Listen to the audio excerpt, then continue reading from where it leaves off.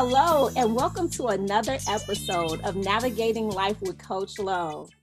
Y'all ain't ready. Y'all ain't ready. That's all I got to tell y'all. Y'all in for a real treat today because my guest today is amazing on a different level. And you will understand very, very soon why I say that. But I just want to say to my amazing audience, welcome, y'all. We're about to have some fun times, but it wasn't always fun.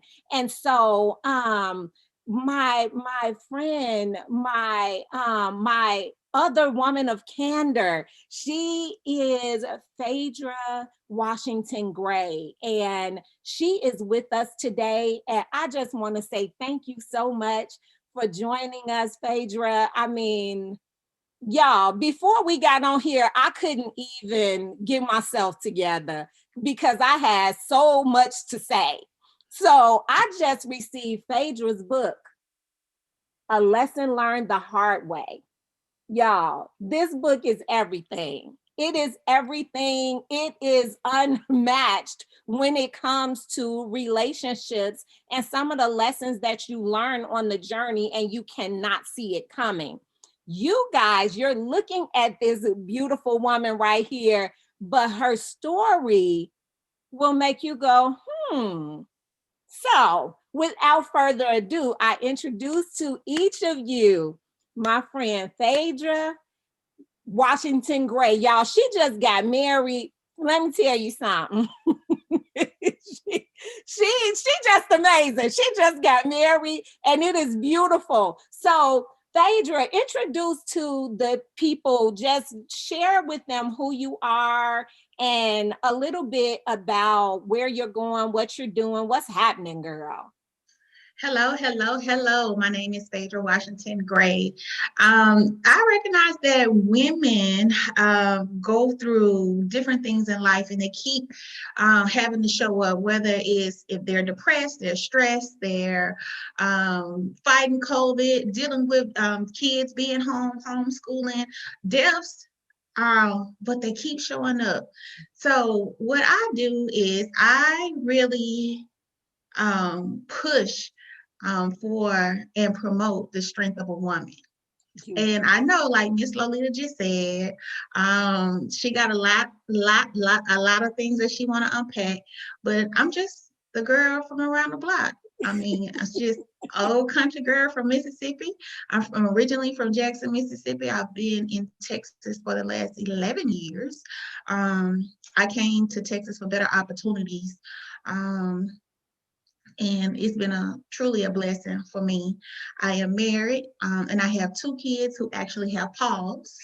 Um, and their Y'all, name she is, have dogs. That's what that means. yes, I have two dogs, Popcorn and Ali. And that's my life. Like, I'm a simple girl. I like to shop. I like to hang out with my friends and family, do brunch, um, and travel and see the world. Awesome. I love it. Again, Faidra, I just want to say thank you because your story is not that of what I would call the average woman. I don't know a lot of women with your storyline. And like I was saying to the audience, when I look at you, I'm like, how? What the world? But I would even venture to say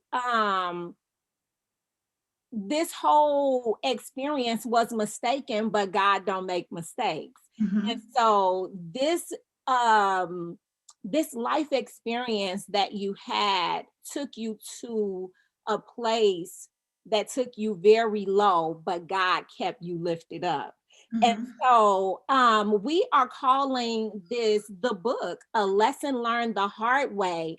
Faidra was in love with someone who was not living an honest lifestyle and got caught up in a whirlwind that ended up costing her 5 years of her life behind prison walls.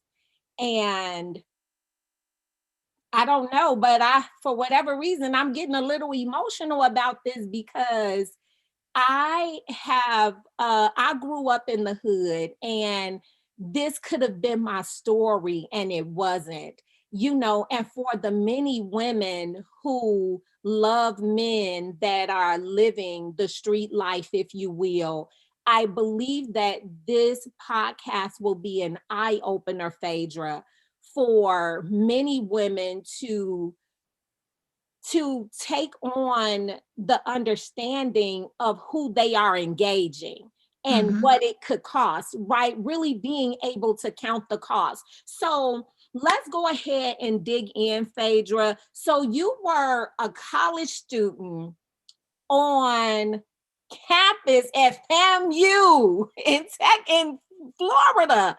Mm-hmm. And you, in your sophomore year, you met this guy, Marcus, and Marcus stole all of your entire heart, Yes, stole it all. all of it. Mm-hmm.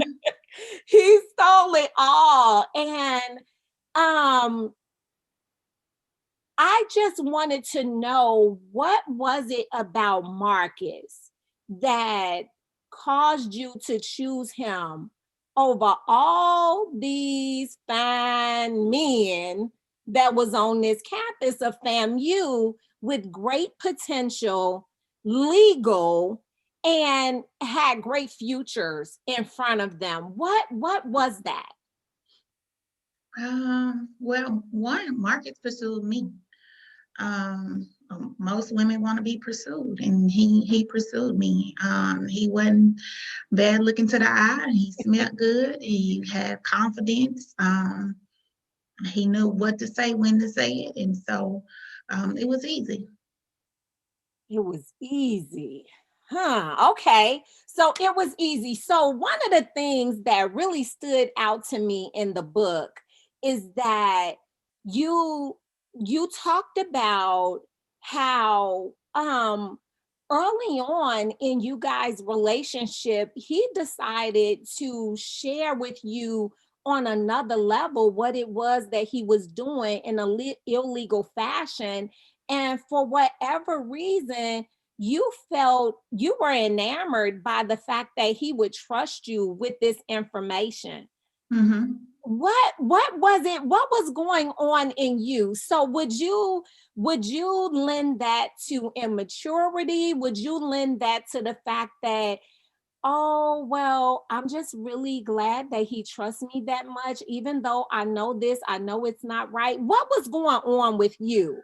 What made you think that that was okay that he shared that part of him with you? One, Marcus was 8 years older than me. He had already graduated from college, Mm, so he had a college degree, and he had a radio station in Fort Walton Beach, Florida, which was a couple of hours away from Tallahassee at the time. So I looked at him as a businessman. yeah. And so months into the relationship, when he decided to share that information with me about him and his illegal activities, it was kind of like, well, oh, he trusts me now. Or I felt like, oh, we were just a little more closer. There was a bond that was being made. And I just turned the other cheek. It wasn't none of my business. That's what he did. Okay. But I also saw him as a businessman from another standpoint. So I didn't see the drugs being an issue at all. Okay. Okay. So that makes sense to me, because I was like, okay, so she's smart. I had no idea about his background. So Mhm. that wasn't, at least not from what I read so far, that wasn't, you didn't share that in your story, did you? Mm-mm. Okay. So that I'm so glad that we doing this this podcast, because I was like, okay, what was happening? Because what I do want to see happen, Phaedra, is that I would like to see women be able to put themselves in your situation. These young girls, we are just, August will be here before you know it, and there will be new girls on campus, at universities and colleges across the globe. And, there is always a guy that's doing something. What I believe was the best part that you shared was that this was not all that he did. And Mm-hmm. so that he was educated, he was not making the best decisions by doing this, and this could cost him everything, and it did, but he also cost you 5 years of your life. Mm-hmm. Why do you think it was so hard for you to let him go? Because that was one of the things, like, you are behind bars. Yes, he got sentenced to 17 years, but you still lost 5 years of your life. You were sentenced to 5 years and 10 months. You did 4.5 years. That's still a lot of time to take away from a young lady who is aspiring to be great. You were following your dreams. You were in the place that you were supposed to be. And then Marcus. Mm-hmm. So 5 years of your life goes away, and you are now behind prison bars, and you are grieving the loss of this relationship. Mm-hmm. Why do you think you were so, what was the hold? Like, I understand love, but I mean, that thing was something. uh, all I can say is love is blind. I never forget the song that continuously played in my head on that time. And if you from the Florida area, it's a reggae song that say everyone falls in love. Sometimes I don't know about you, but it ain't a crime. And so I didn't feel like it was a crime to love him. Um, and he was just that to me. When you're in a relationship with someone and you love them, sometimes it's hard to get out of it. Now I understand women who stay in abusive relationships, Mhm. because I knew what Marcus was doing. I knew that, and it just seemed like our relationship changed from sugar to shit once he realized that I was okay with what he was doing on the side. Yeah. Then that's when it was all about money, power, and respect. When you're dealing with someone in that type of situation. So I was dealing with women that he was cheating with, or you know him being manipulative and lying and things like that. But at the same time, I felt like I had something over the other women he was dealing with, because they didn't really know who the real Marcus was. I did, so I felt special. Mhm. So even though he was doing those things, I was totally blinded. Even my friends could see what was happening to me, but I was holding on to it. I'll never forget a situation where I tell about in the book where I went to his house and caught a female there. And with me, I got so stressed out that I had to be hospitalized. I lost about 11 or 12 pounds in 3 or 4 days. But all I wanted was for Marcus to come to the hospital and be with me. Mhm. I I I wasn't concerned about the why behind why I was in the hospital. I just wanted to be there. Yeah. So he knew how much I loved him, and so he used it to his advantage. It was break my heart, pacify me with something that I like, or he know that I wanted. Break my heart, pacify me, or buy me something that he knew that I wanted. And so it was a cycle. Yeah. It was a cycle. And I think that abuse, because that is what it was just mental. Mm-hmm. He had you going in circles, Mm-hmm. and but he knew that he had your heart. And so he used that to his advantage and your disadvantage. And Mm-hmm. so you're this young lady, you have it going on, you are part of one of the Divine Nine sororities, you doing it, and you get hit with this. So you talked about your sisterhood, and you talked about the support of your friends. Why did you not want to share with your friends that you were getting ready to be in prison? They thought that it was over. and you were going to be being sentenced the next day. This was actually your going away party, and they thought that y'all were just hanging out. Why For did you? homecoming. Yeah, they thought y'all was hanging out for homecoming. This regular mom come, mom cook. We doing the regular smegular. So why did you not want them to know what was coming next for you? For their protection. It was a federal investigation, and they knew Mark. And so to keep them safe, it was just best to make it seem as if it was all over, said and done with. It was only one or two people that knew that I was actually going to court the following day. So, but what kind of weight was that to carry, like to protect everybody?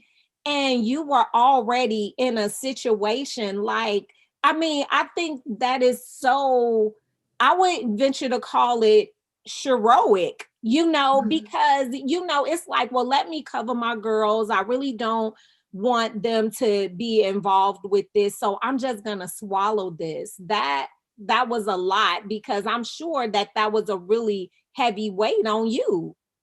Not really. It wasn't a heavy weight. Because the heavy weight was knowing that I had never been in trouble before, and I was facing going to prison up to 20 years. That was the heavy weight. Not telling my friends that, hey, it's all over, said and done with, because at the end of the day, they couldn't do anything anyway. The weight that I was carrying is that I was smiling on the outside as if everything was okay, and knowing that it wasn't. I'm knowing that I had to go before a judge. That was the weight for me.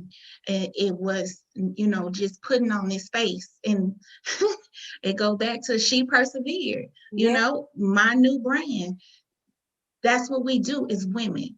We will show up and put on a smile regardless on how we feeling on the inside to protect our loved ones, because we are naturally nurturers. Yeah. Even when something may have been going wrong in your household, when you were married and you had and your children was in the household, mothers, they put on their face to protect the feelings of their family.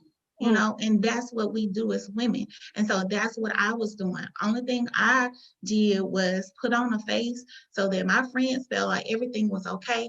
But at nighttime, I would cry knowing that, oh, it's a possibility. I know that I didn't do anything wrong, but knowing the law and the mandatory minimums that were in effect at the time, regardless of if I knew about it or not, I was facing up to 20 years in prison. Wow, wow, wow. And so that is exactly the weight that I was speaking to, because you were facing something that they were totally oblivious of, and you refused to talk about it. Not that they could do anything about it, but just that you just carried the weight for yourself. It was just like, I don't have nothing to say. I want to go ahead and get through this, and that's going to be that. Because some of your friends were like, are you serious? So why didn't we notice? And I applaud your best friend, because she kept your secret. That was your girl. And the girl that went to Marcus' house with you, I was just like, oh my God. That was so funny. I was just like, okay, so she was in it. So, I mean, it was when I think about all of this, I think about the strong support team that you had. And now you are going into prison basically for loving the wrong person. You had not sold a drug. You had not handled any of this. You just had knowledge. And this incarcerated you. It separated you from the one you loved, Marcus, but it also separated you from your support team. So you mentioned that while you were in prison, that in 3 or 4 days, you got sick. You ended up with pneumonia, and your Sickle cell. the sickle cell flared up. And Mm-hmm. so So I was just like, okay, having all of this outside support, but now you all alone. What did that feel like? Like, It was a lot. Um, and I feel like that's why the sickle cell flared up, was because I was trying to adjust to what was going to be my new normal, and I just hadn't succumbed to what the future held. Because let me just remind you that I just thought I was going to court just to be seen, and they were going to let me go on my own, and I was going to turn myself in, and it wasn't going to be over a year. Like, I thought I was looking at 9 months at a camp. But when I get there and they go over everything, and the judge sentenced me to 5 years and 10 months, and I'm standing there counting like, what? Like what? Because he didn't say 5 years and 10 months. He said 70 months. So I was calculating in my head, like, how long? That's 5 years. That's almost 6 years, you know? And then I'm thinking, okay, I'm going to be able to take myself at a later date and so, on my own recognizance and submit myself and turn myself in and all this other kind of stuff. But no, they came and handcuffed me right then and there. So it was so much that I thought was going to happen that didn't happen that day. so did they say why that happened that way? Mm-mm. No, Wow. no. So the story goes on. This is just Now a I can tell you why they sentenced me to more time, but I don't know why they didn't allow me to turn myself in. So, with the mandatory minimum laws, when they found the drugs, they found a gun in the crawl space of the attic. Okay. And so there is a mandatory minimum of 5 year sentence, if a gun is in the area, or when you're dealing with a federal case, because they see a gun as a tool of the trade is what they call it. But of course, it's in the attic, crawl space of an attic. I had no knowledge about right. it. It didn't matter at that point in time because I was part of everything that was going on at that time. So 5 years, 10 months. The 10 months was what I was originally supposed to do, but they tacked that 5 years on because of the mandatory minimum laws, when it comes to guns. So the 5 years was for the gun in the crawl space of an attic. And the 10 months was for knowledge of the drugs. Oh, wow.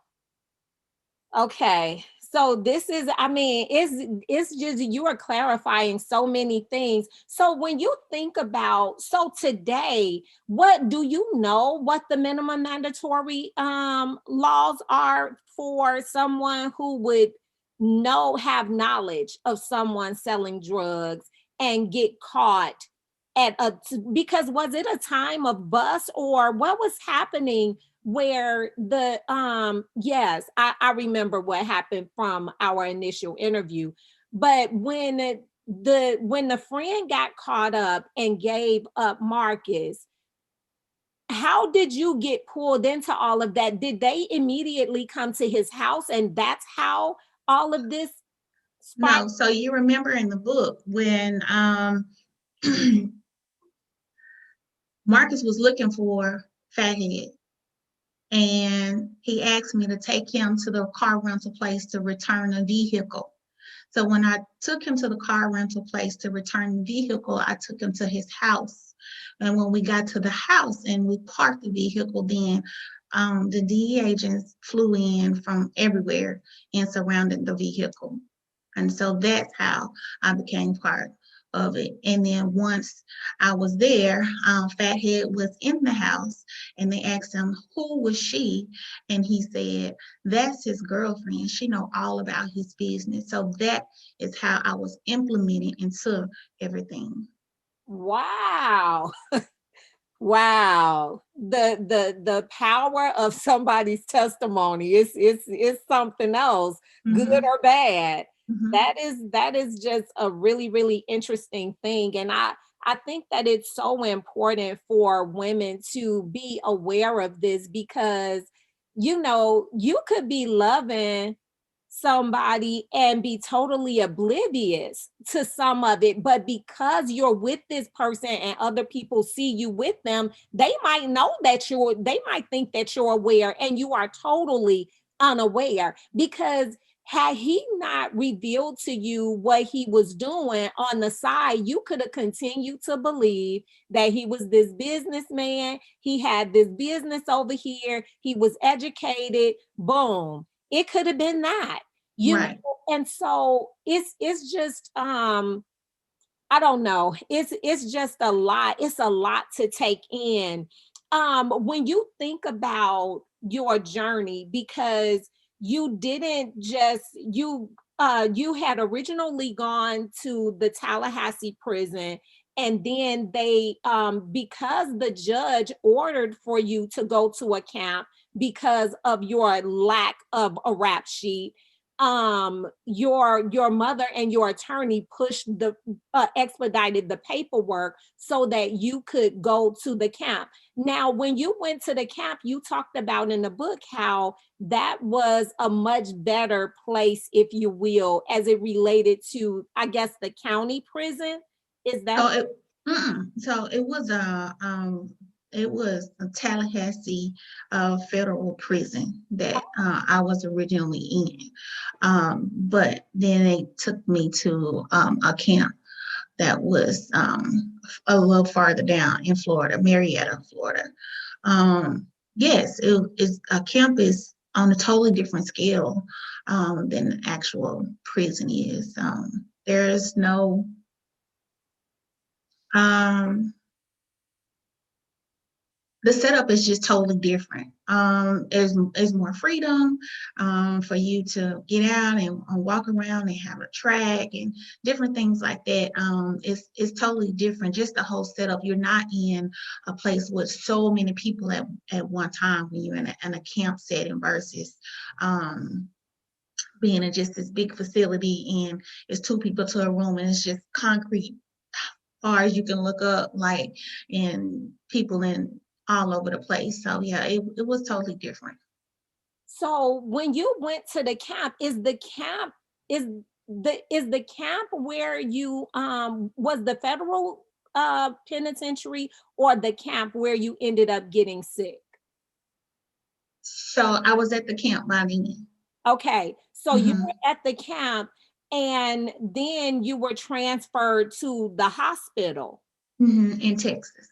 Okay, in Texas. So did you, when you left the hospital facilities in Texas, did you go to a federal prison in Texas, or did you go back to the camp? So the federal prison in Texas is in Fort Worth. It is a hospital. Oh, okay. Hmm. Okay, so you were okay. So that where you ended up staying? Is that where you met Cheryl? Yes, so Okay. I met her there. Actually, so in the one that's in Fort Worth, Texas, it has a prison, and across the street it has a camp.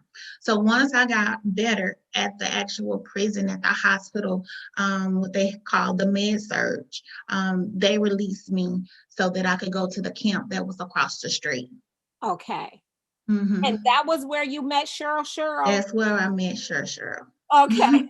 So, y'all, Cheryl was a godsend. Let me just say that. So, as I was reading the book and I was just sharing with Faidra, I was just like, along her journey, it just seemed like God just held her hand. I mean, and even still today, your having a what do you call this federal having a felony on your record can mean such a big deal for the average person, less known an African American woman. Hmm. So what kind of things did you have to overcome to reposition yourself when you did come through the ranks? Because from Fort Worth, that is the place that you were released back into society, right? Right. I was released from there, but I went back to Jackson, Mississippi, and I lived with my grandfather. Okay. So is that where you were on house arrest? Yes. Okay, so you show up at the facility, the halfway house, and they told you you ain't belong there. I love that. I love it. I love it because they were very right. You didn't belong nowhere you had been because you hadn't done anything illegal, Mm-hmm. And so when I think about this, I'm just like all of there are adult women who are in relationships with men who are living uh um the lifestyle the Mm-hmm. the lifestyle. So the same lifestyle that Marcus led. And I don't know that, like, you didn't know that you should even be trying to be concerned about, okay, well, what is he doing and is it legal and blah blah blah. And sometimes you can, as a person, you can kind of feel like that line of questioning would be intrusive, like, okay, that's not even my business, at this point or whatever in the relationship. But just that, if people see you with somebody long enough and they know that you're dating, they can assume that Yes, what they exactly. do. And it And can cost you. and so even when when everything happened and they went to my apartment, because I didn't live with Marcus. They went to my apartment. They took pictures so they can show that we had a relationship. And so what they do is they paint a picture of you and this person in a relationship where it's impossible for them not to know. So even if you don't know, the federal government is going to try to prove that you do know. Oh, wow. Ooh, that's spicy. And that's really something for us to think about, because what's what's sad is that you can be set up when you're innocent. They Mhm. can they can lay out a story to pattern things after your actual knowledge, and Mhm. you could be oblivious. That is so sad that the federal government would even be willing to do that. I mean, either you're guilty or you're innocent. And so if you're innocent, then they should be trying to look for stuff to make sure that you are given your right deservance and not incarcerated for something that someone else did. So that's really crazy to me. In the book, you talked about, after being released, that you went to work for your godmother. Was that in Mississippi? Yes. Mhm. Okay, so you went to go and work for your godmother. So I had mentioned that you had you just had this grand support system, and it was like God was sending you all of these angels. So you met Cheryl, you met someone in the first camp that was in Florida. um you met, while working for your godmother, you were working a double shift, and you talked about this gentleman that was just really checking you out. But he was checking you out for the right reasons. And tell us about that story. So I worked in my godmother's restaurant, and it was a guy that came in and visited the restaurant often. On this one particular day, he told me, "Oh, I've been watching you," and I'm looking like, huh, watching me. Somebody tell you they've been watching, you need to run. Right, After everything I've been through, wait, don't be watching me. right, But right. no, he told me, he said, "Hey, I've been watching you when I come in here. You have a good work ethic.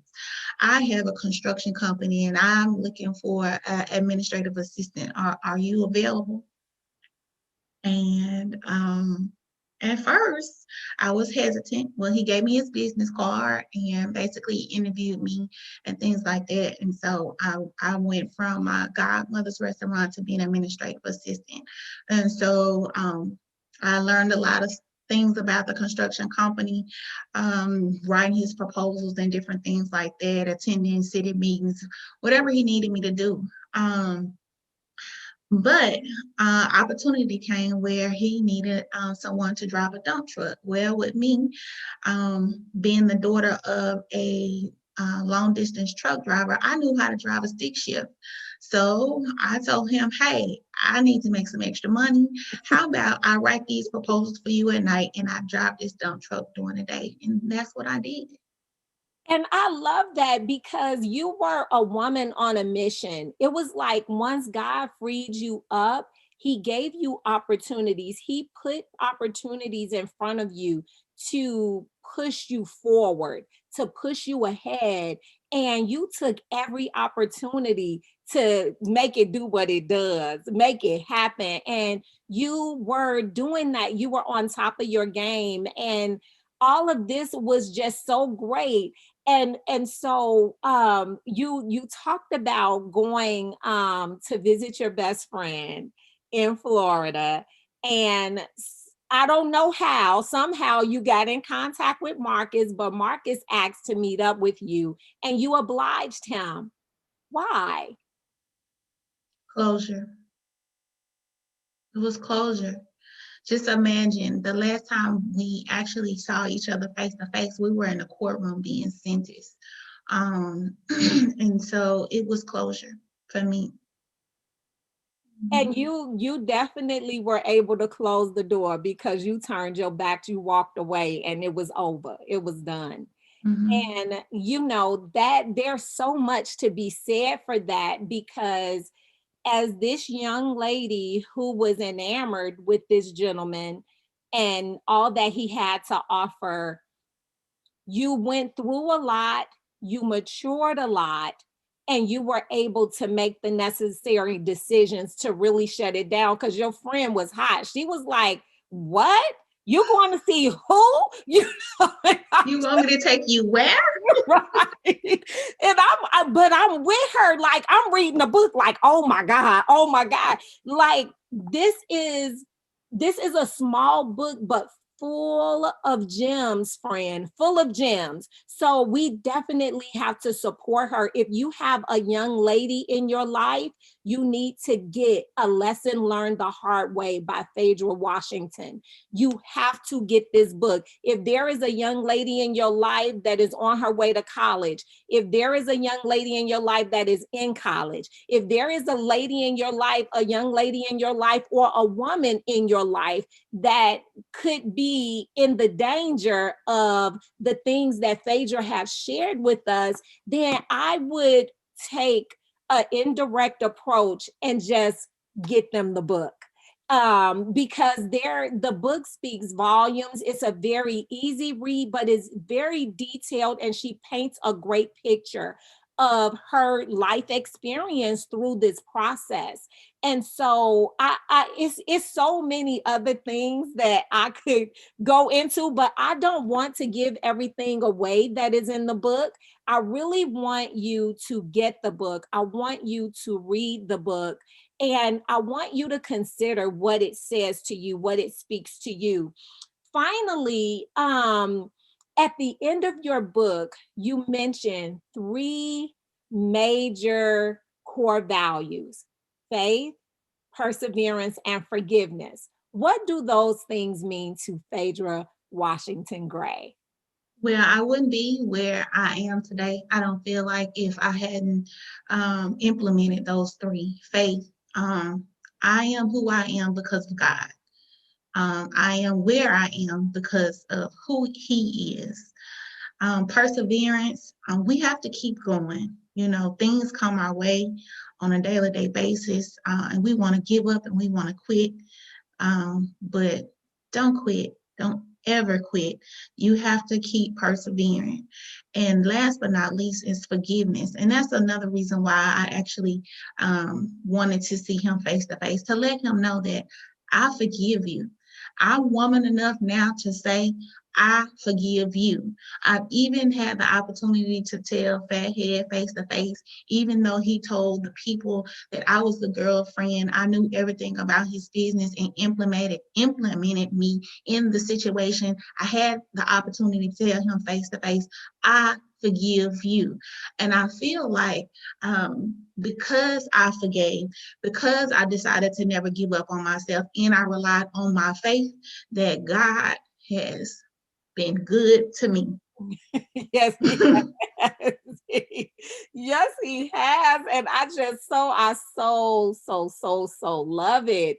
It is just it's been a lot. You have been a woman to persevere, and I believe that you have so much to give to other women, other young women, because this journey started for you as a young woman.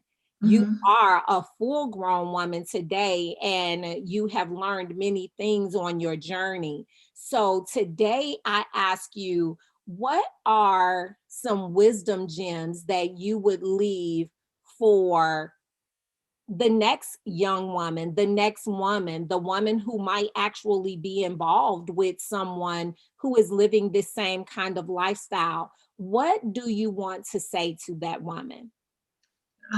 First, I would say, don't ever love anyone else more than you love God, and yourself.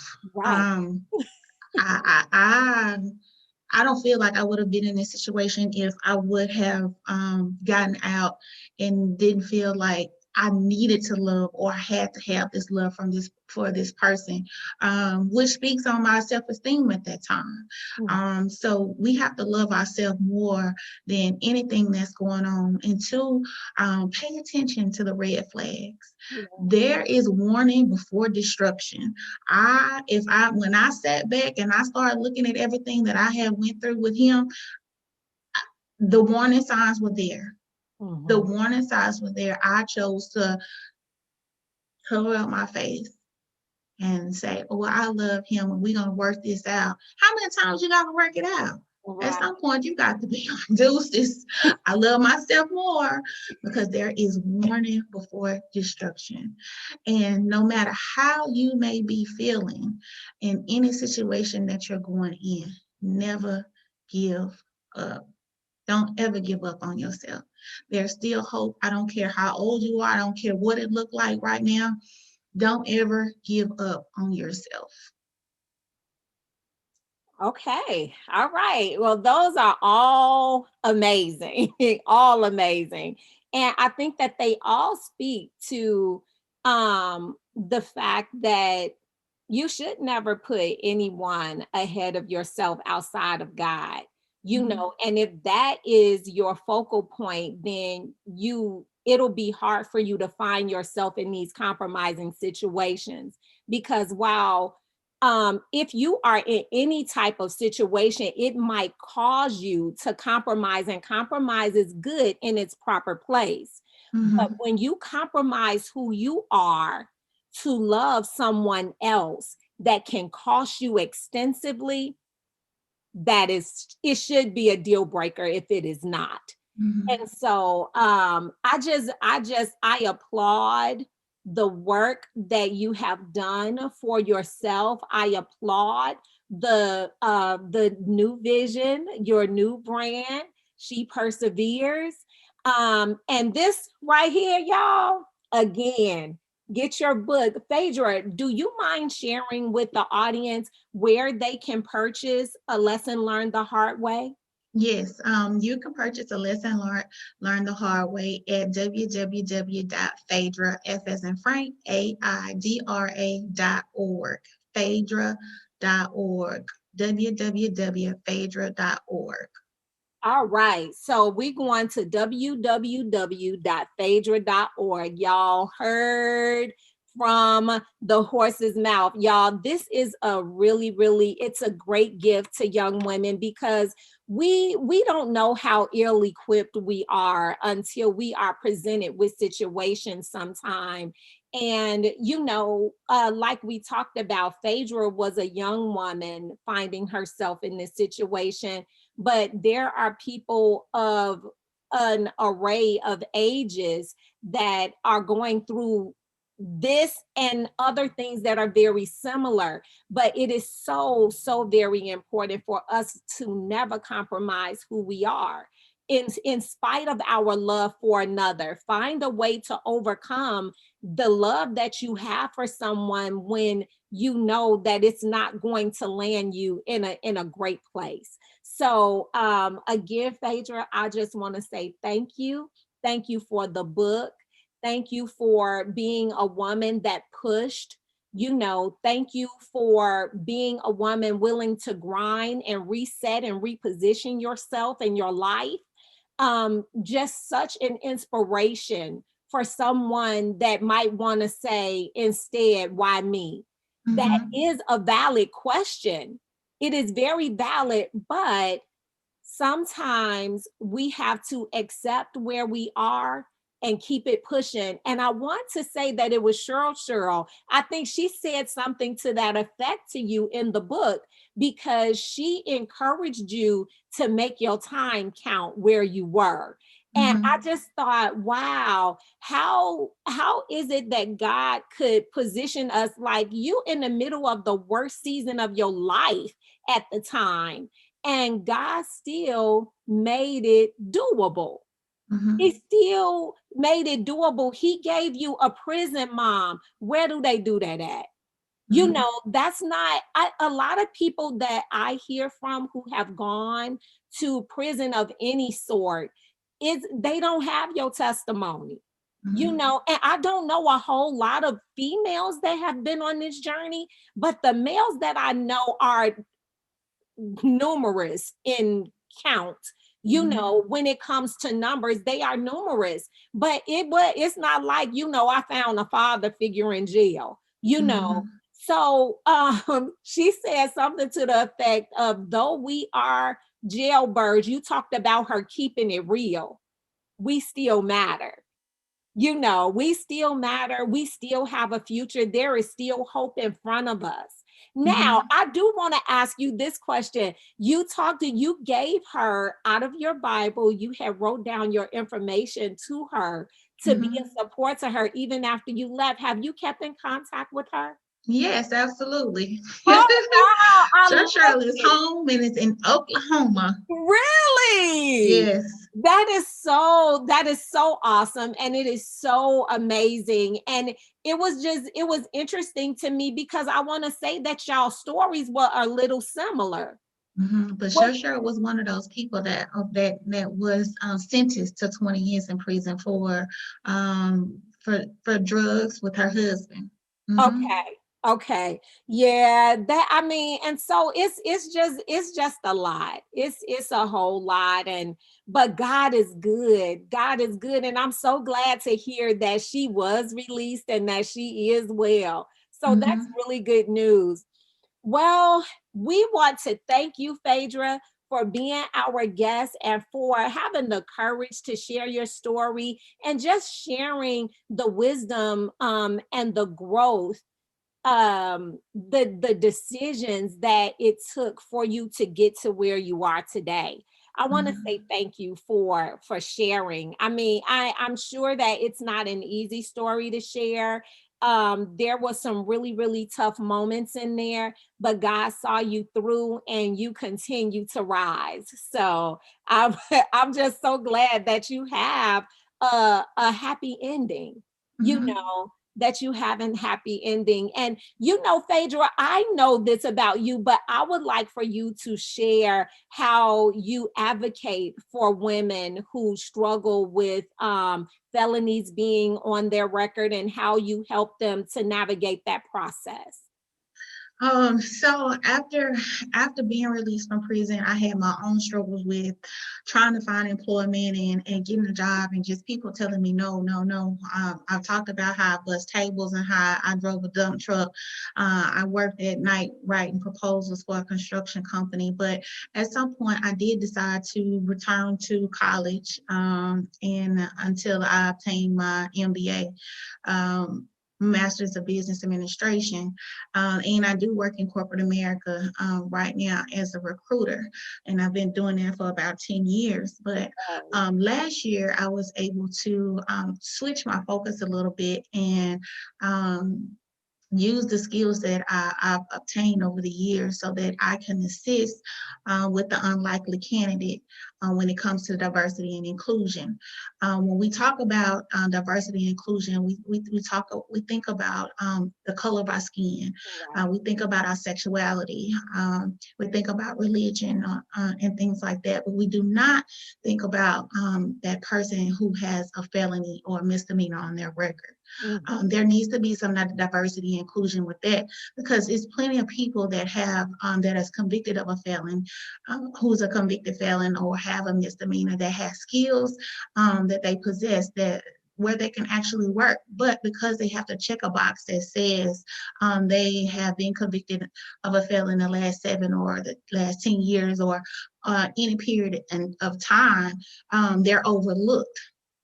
So at what point do you give these people an opportunity so that they don't keep getting into the cycle of going back to prison and coming back out?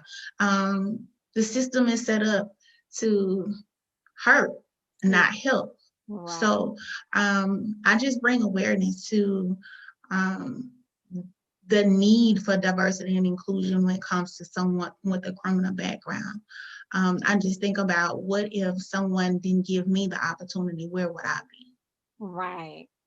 Right. And so if someone wanted to contact you Mhm. to get any kind of assistance in that way, are you helping random people, or are you helping people that tries to get into your company with this particular kind of issue? So what I do, I consult from the human resource and recruiter standpoint. If somebody does contact me individually and they need some assistance, of course I have resources and people that I can point them to. I want to help anyone that I can, but as of right now, I am advocating from a corporate standpoint, so to enlighten and open the eyes of people that are actually making the decisions. Right.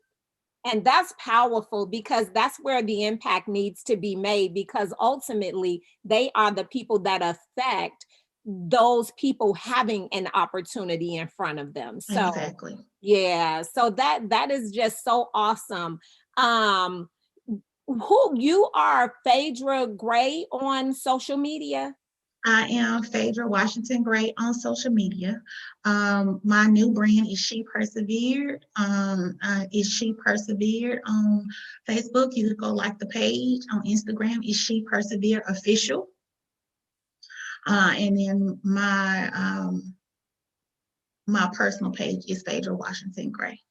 Okay, so if someone wanted to reach out to you, they can reach out to you on social media and just leave it there. They can reach out to me on social media or my website. It's a form on there where it says work with me, or if you have any questions, you can actually schedule a time slot to talk to me on my website. So it's www.phaedra.org. Okay. All So right. you can order the book. You can look at what I do. You can order a T-shirt with She Persevered on it, and you can reach out to me and schedule a time so we can talk. Oh, that is awesome. That is really, really good news. And I'm so glad that that kind of came up, because that wasn't a plan. I just believe that God wanted, I don't know who's listening. Mhm. Not everybody subscribe and not everybody like, but people are viewing, Mhm. so as people are viewing, there are different people with different needs. And so your story and your journey are so necessary for people to hear and to be aware, be educated by this new information, and if you need further assistance, then here it is. And Mhm. so I just want to say thank you again for doing what you do, for impacting our world in the fashion that you do. And I just thank you that you continue to inspire us to persevere. So I will continue to push forward and do what God has given me to do. And you do likewise. Thank you so much, Faidra. Thank you. Thank you for having me, and thank you for giving me the opportunity to share my story one more time. You are most welcome. Well, you have heard it. That is it for us tonight. I want to say thank you for joining us. I hope that something that we have shared here, some part of Phaedra's story, if it doesn't help you, that it will give you what you need to help another. So you have a good evening, and we will see you next time. Good night, everybody.